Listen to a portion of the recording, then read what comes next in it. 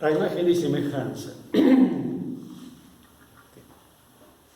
Si hemos sido creados a imagen y semejanza, la pregunta que surge es ¿de qué o de quién? ¿No? De Génesis 1, 26.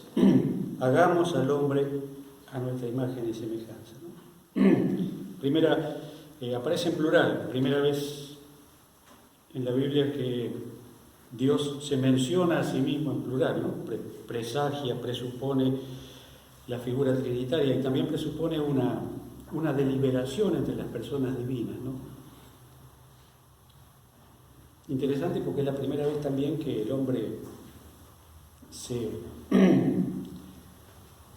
refiere a su propia decisión en cuanto como creación de Dios, ¿no? Dios se refiere a sí mismo como creador del hombre. De modo que esa imagen podemos suponer que la intuición de lo divino está impresa en nuestra psiquis, ¿no? Hasta podemos arriesgar que el deseo de trascendencia forma parte de nuestro código genético, que entendemos por trascendencia, ¿no? Salir de nosotros para abrirnos al gran misterio de la vida. Esa es la gran propuesta de Jesús. Sabemos que las manifestaciones del inconsciente siempre son a base de impulsos, sentimientos, imágenes. La interpretación de los sueños es frecuente en la Biblia. Ejemplo, Génesis 40-41, ¿no? Los sueños del faraón, interpretados por José. He tenido un sueño, dice el faraón, y no hay quien pueda interpretarlo. Estamos en Génesis 41:15, ¿no? Pero he sabido que cuando tú oyes un sueño lo puedes interpretar. Eso no depende de mí, contestó José, pero Dios le dará a su majestad una contestación para su bien. Y ahí viene el tema de las 7 vacas flacas y las vacas gordas, interpretados por José como los años buenos y los años malos. De modo que, en términos modernos, diríamos que el mensaje de Dios está encriptado. Nada es casual, Por eso Dios nos habla a través de los acontecimientos de cada día y también de los sueños, también de las manifestaciones del subconsciente. Por eso es necesaria esa afinación espiritual que nos permite interpretar su mensaje. Dios quiere que aprendamos a bucear dentro de nosotros. ¿Se acuerdan de aquella frase que gustaba tanto a San Juan Pablo II, duc in altum, ¿no? Rema hacia lo profundo. No temas internarte mar adentro. Nos ha sido dada la capacidad de comprendernos a nosotros mismos a través de la oración confiada, ¿no? Internarse, es decir, involucrarse solidariamente, no solitariamente, para hacer de este mundo un mundo mejor, como también en el fuero personal, para que el Espíritu de Dios haga de mí una persona mejor, una persona feliz, agradecida del don de la vida. Ahí entraría también el concepto de persona, es decir, hay que hablar aquí de la evolución. Evolución zoológica, lo vemos en el proceso de adaptación de las especies, ¿no? Es decir, tomemos ejemplo, el oso polar es blanco porque se adaptó al medio, a la nieve, el oso de los bosques es oscuro porque se mimetiza mejor con el ambiente.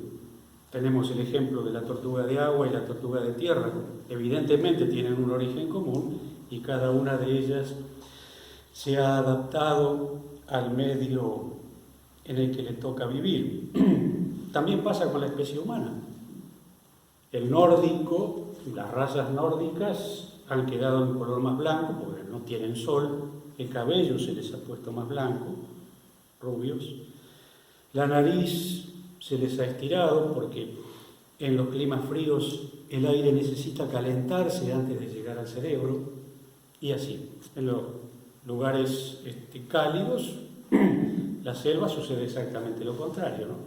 La piel se les ha oscurecido por el sol para hacerse más resistente al sol, la nariz se les acható y se le agrandaron los orificios nasales porque necesitan, las moléculas de aire en el clima cálido se expanden, entonces se necesita más aire y no necesita calentarse. El pelo se les enruló para que no se les enrede en el bosque, en la selva. De modo que todo es un proceso de adaptación de las especies. No nos diferenciamos de los animales hasta ahí.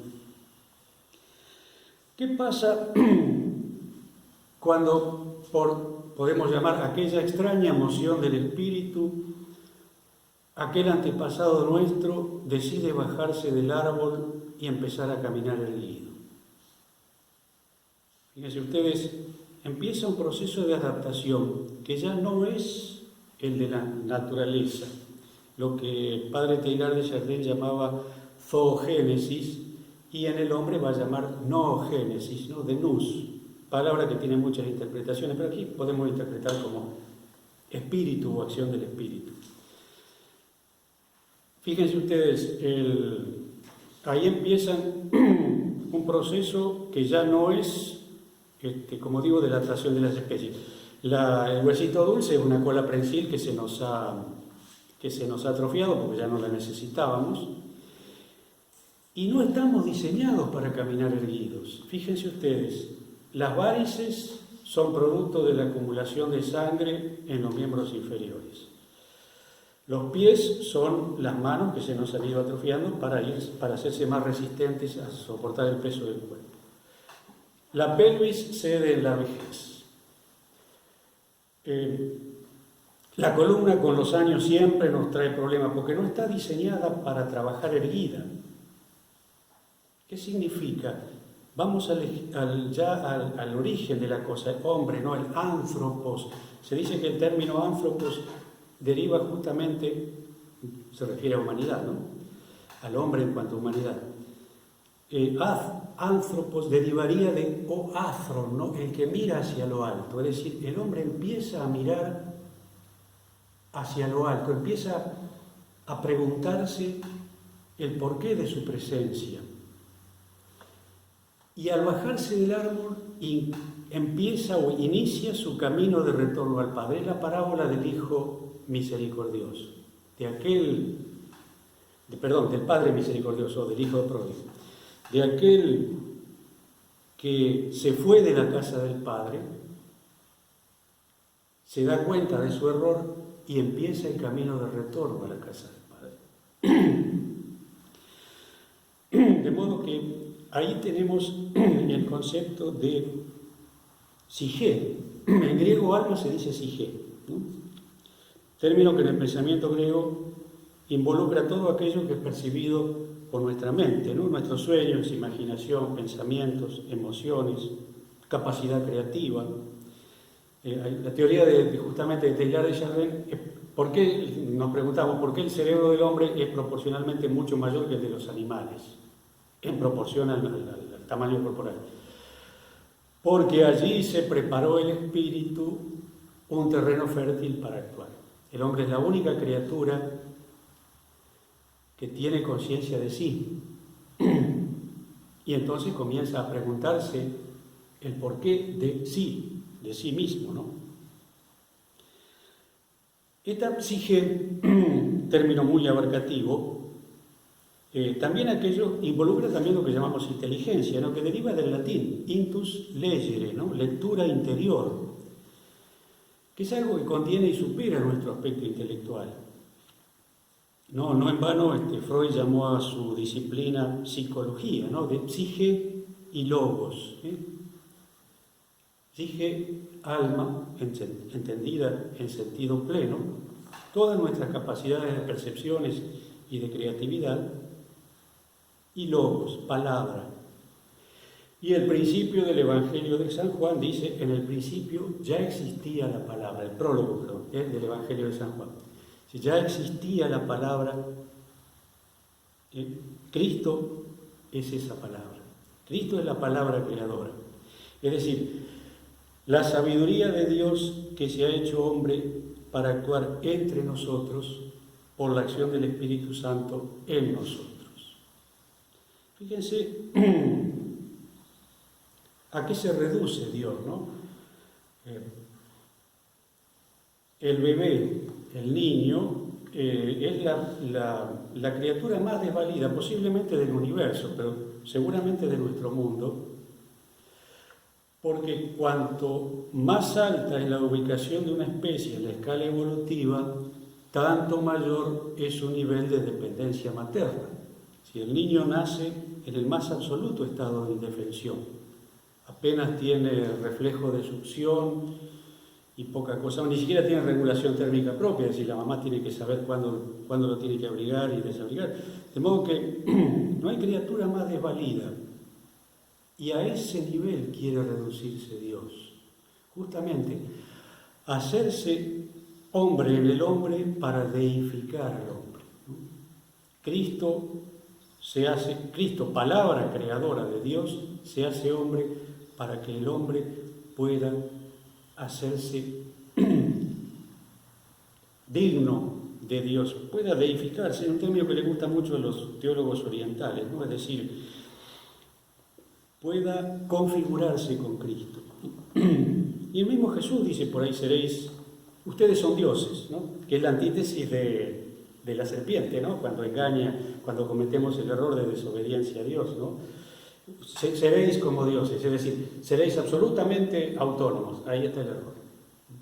En cambio, Cristo dice, ustedes son dioses en el sentido, se configuran conmigo y yo mismo los voy a deificar. Yo mismo les voy a hacer participar de la perfección del hombre, al hombre de la perfección de Dios. De modo que tenemos algunos reflejos de esa palabra de Dios en nosotros. Es decir, así como reconocemos el poder creador de la palabra de Dios, reconocemos un poder sanador en la palabra humana, porque es reflejo de la palabra de Dios, a imagen y semejanza. Un ejemplo es la logoterapia, ¿no? Terapia a partir de la palabra, precisamente porque la palabra es un don, un canal que permite expresar todo aquello que es el aspecto emocional. Y ahí también entra el lenguaje gestual. La sonrisa, por ejemplo, es una pauta cultural adquirida. El bebé ciego no tiene expresión facial, el bebé que nace ciego, porque el niño aprende a sonreír en la sonrisa de su madre. Cuando la mamá le habla, el bebé no comprende las palabras de su madre, pero percibe el amor que hay en esas palabras. Así es exactamente el lenguaje con el que Dios se dirige a nosotros. Fíjense ustedes, en el libro de los Proverbios, Proverbios 8, la sabiduría de Dios, ¿no? Cuando firmó las nubes en el cielo, ¿no? Dice el Señor, 8:22, el Señor me creó al principio de su obra, antes de que Él comenzara a crearlo todo. Me formó en el principio del tiempo, antes de que creara la tierra. Me engendró, etcétera, antes que existieran los grandes mares, etcétera. Y después, 8:30, dice, allí estaba yo fielmente a su lado. Yo era su constante fuente de alegría y jugueteaba en su presencia a todas horas. Jugueteaba en el mundo creado, me sentía feliz por el género humano. Fíjense ustedes qué interesante. El aspecto lúdico de Dios, ¿no? El amoroso juego creativo de Dios. Tenemos allí todos los elementos, fíjense ustedes. Eros, amor, atracción, juego, que implica alegría, ¿no? Nadie es más feliz que un niño que juega. Nadie ama más la vida que el que está enamorado, especialmente, particularmente enamorado de la vida. Para enamorarme de la vida tengo que enamorarme de alguien. En el pensamiento semítico esto está contenido por el corazón, ¿no? Cuando dicen los discípulos de Maús, ¿se acuerdan? No ardía nuestro corazón mientras nos explicaban las Escrituras. ¿Qué están diciendo los discípulos de Maús en ese momento? Nos sentíamos plenos, felices, en armonía con todo lo que nos rodeaba. Logos, palabra creadora y palabra amorosa. ¿Por qué San Francisco de Asís se sentía hermano de todo lo creado? Porque él, por una especial gracia de Dios, sin duda, pero que todos podemos recibir, veía en toda la creación la mano creadora de Dios, ¿no? Los árboles, los pájaros, todo formaba parte de lo que podemos llamar una liturgia cósmica. También los que han leído el relato del peregrino ruso hablan de lo mismo, ¿no? Él podía percibir como toda la creación cantaba feliz una alabanza, justamente una liturgia cósmica. ¿Qué pasa? Ha sucedido que durante siglos, especialmente en Occidente, hemos cultivado el aspecto intelectual del que deriva el pensamiento analítico, ¿no? Lo cual se refleja en el gran avance tecnológico y científico. Hoy es cosa cotidiana lo que hasta ayer era ciencia ficción, ¿no? Sin hablar nada más las comunicaciones, hoy esto, ¿no? De modo que hoy se analiza el concepto de persona desde los puntos de vista biológico, psicológico y social.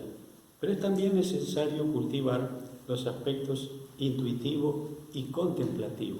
Por eso hablábamos de que cuando nace la persona, cuando el hombre, ese Homo faber, que después va a ser Homo sapiens, hoy se habla más del Homo videns, civilización de la imagen, empieza a caminar.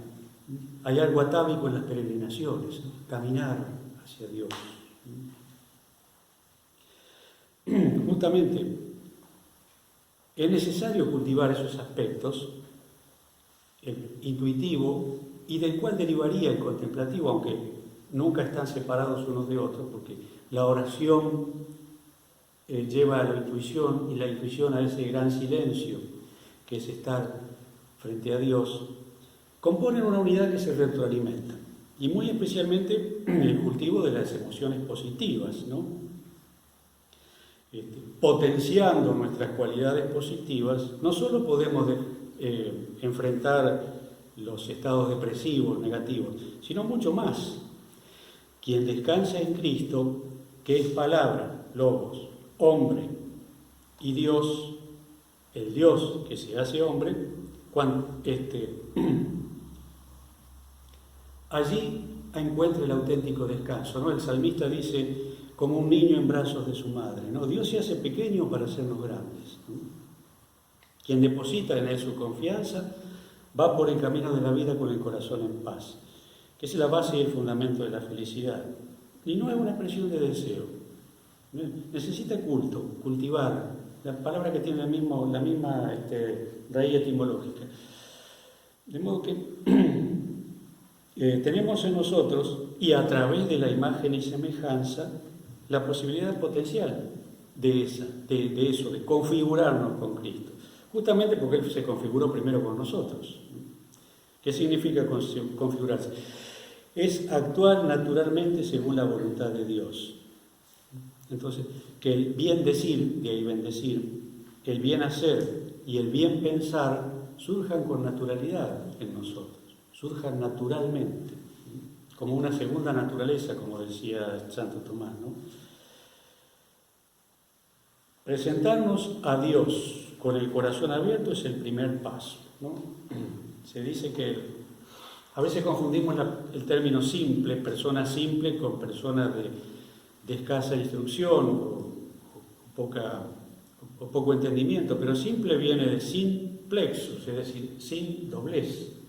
Aquel que se presenta así, a sí mismo, así como es, sin ocultar ninguna faceta de su personalidad. Lo primero que hay que ofrecerle a Dios son nuestros pecados, pues si no le ofrecemos los aspectos negativos de nuestra persona, nunca podrá ayudarnos. De modo que, a partir de allí, fíjense ustedes que los términos natural y sobrenatural comienzan a unificarse y se unifican en Cristo. Un don sobrenatural, que es el mismísimo Dios que se hace natural en el hombre. O si quieren usar un lenguaje metafísico, justamente lenguaje filosófico, diríamos que lo físico y lo metafísico se unen, ¿no? Hay en nosotros potencialidades ocultas cuya existencia ni siquiera sospechamos, pero que están allí esperando despertar. Por eso hablaba de los aspectos intuitivos que conllevan el aspecto contemplativo en la oración. Una oración que puede ser la cosa más simple del mundo, ¿no? Estar simplemente frente a Cristo y presentarle nuestras miserias, ¿no? Potencialidades ocultas. ¿Se acuerdan de aquella rima de Becker, la del arpa, ¿no? Del salón en el ángulo oscuro de su dueño, silencioso y cubierta de polvo, veías el arpa? Y dice Becker: ay, pensé cuántas veces así duerme el genio en el fondo del alma y una voz como Lázaro espera que le digan levántate y anda, ¿no? Cuando dice cuántas notas dormía en sus cuerdas, ¿no? Como el pájaro duerme en las ramas, esperando la mano de nieve que sabe arrancarlas. De modo que así pasa con nosotros, ¿no? Hay una potencialidad oculta que está esperando despertar. Y Cristo es el camino para eso, ¿no? Así también está el Espíritu Santo esperándonos en el fondo del alma, en la psique, ¿no? Cuando Jesús nos enseña la oración por excelencia, que es el Padre Nuestro, dice: entra en tu cuarto, el cuarto interior, el recogimiento necesario para el diálogo con Dios. La oración que paradójicamente alcanza su máxima expresión en el silencio, ¿no? Cuando nuestra mente se aquieta. Y también el tema de la iluminación, ¿no? La luz, que es una constante de todos los tiempos y de todas las culturas. Desde el punto de vista psicológico, la iluminación total, que se ve en el prólogo del Evangelio de Juan, ¿no? La luz que vino al mundo. Desde el punto de vista psicológico, es la integración de las sombras del inconsciente. Iluminar, justamente, iluminación interior, ¿no? Como decía este psiquiatra suizo Jung, ¿no? Lo cual, como les decía, involucra todas nuestras emociones negativas, ¿no? Causantes de nuestros males y de los males que hacemos a los demás. Razón por la cual es imprescindible cultivar el terreno afectivo. Aquí vuelvo a lo que les decía, ¿no?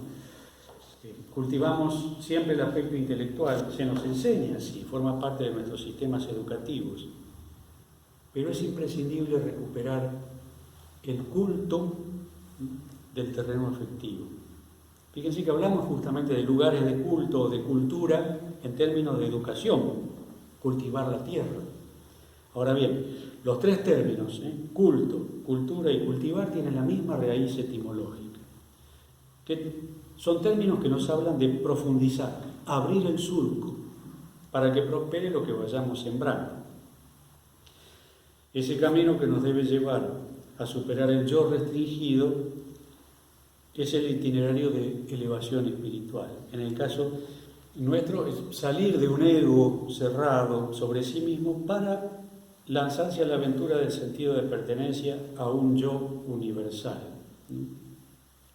Vuelvo al principio, ¿no? Jesús no dice haré, dice hagamos al hombre a nuestra imagen y semejanza.